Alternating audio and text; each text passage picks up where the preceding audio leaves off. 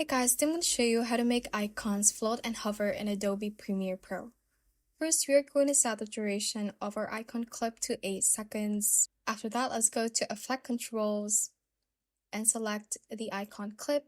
And we're going to click the stopwatch icon beside position.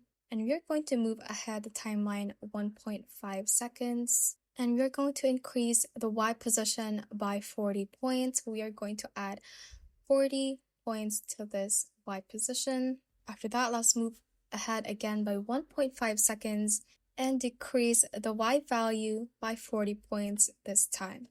And we are going to keep doing that while alternating the increase and decrease of the Y value until you get your desired duration of the effect.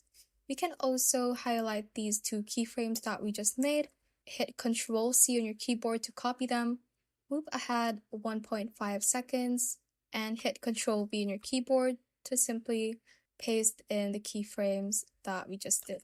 And I'm just gonna extend my background to match the duration of my icon clip. And the next step is we highlight all the keyframes that we made. Click on them, click on temporal interpolation, and click on ease out. Click again, temporal interpolation, and click on ease in. And it should look like this. And that is how you can basically make icons float and hover in Adobe Premiere Pro. Thanks for watching, and if you found this useful, hit that like button and subscribe for more videos like this.